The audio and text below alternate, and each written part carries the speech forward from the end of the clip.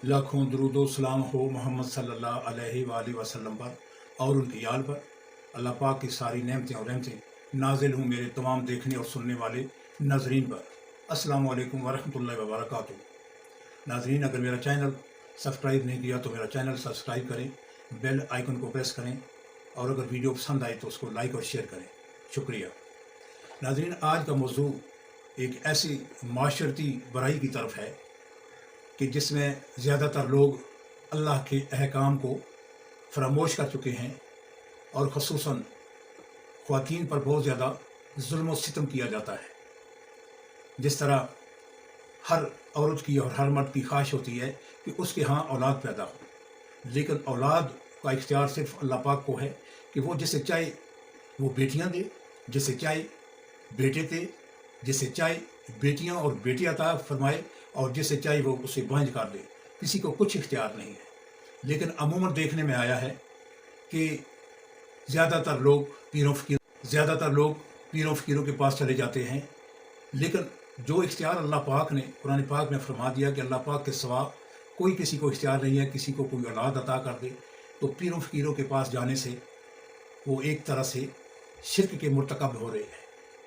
अगर उसको देखा जाए तो ये बहुत ज़्यादा इस्लाम के लिए खसूसी तौर पर इस्लाम के लिए ये बहुत बड़ा एक ख़तरा है, क्योंकि इस्लाम तो अमन का अलमबरदार है और ज़्यादातर लोगों ने इस्लाम को दहशतगर्दी के तौर पर जाना है।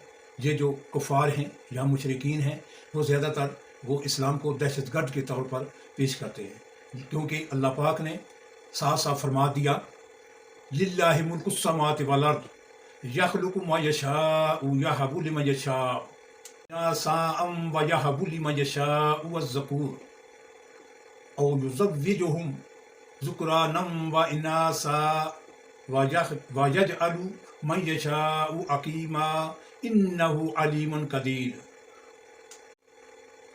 जिसे चाहे बेटियां और बेटे अता करे और जिसे चाहे बांझ कर दे, यानी उनके यहाँ कोई औलाद ही ना हो। वो कुदरत वाला है, इल्म वाला है।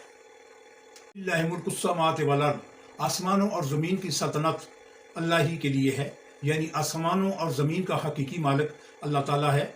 वो इनमें जैसा चाहता है तसर्रुफ़ फरमाता है। देने और एतराज़ करने की मजाल नहीं रखता। रूह अल बयान अश्शूरा नंबर 49। अपनी मलकियत में मौजूदा चीज़ों पर गुरूर ना किया जाए।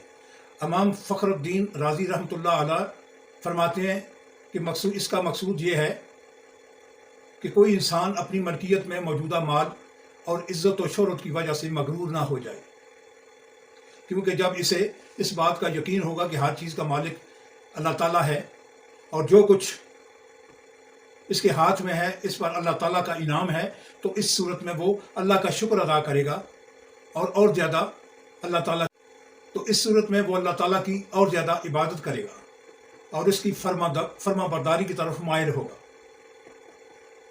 और जब इसका एतकाद ये होगा कि इसके पास जो नेमतें हैं वो इसकी अक्लमंदी और कोशिश की वजह से हासिल हुई है, तो वो इस अपने नफ्स पर गुरूर करेगा और अल्लाह ताला की अताअत से दूर हो जाएगा। तफसीर कबीर अश्शूरा तहत आयत नंबर 49। जिस तरह अल्लाह पाक ने अपना तसर्रुफ़ अपनी मंशा के मुताबिक फरमाया है कि वो जिसे चाहे वो दे। अंबिया अकराम अलैहिस्सलाम व सलात में भी कई सूरतें पाई जाती हैं, जैसा कि हज़रत लूत अलैहिस्सलाम और हज़रत शुएब अलैहिस्सलाम के हाँ सिर्फ बेटियां थीं, कोई बेटा न था। हज़रत इब्राहीम अलैहिस्सलाम अलैहिस्सलातु वस्सलाम के हाँ सिर्फ बेटे थे, कोई बेटी नहीं थी।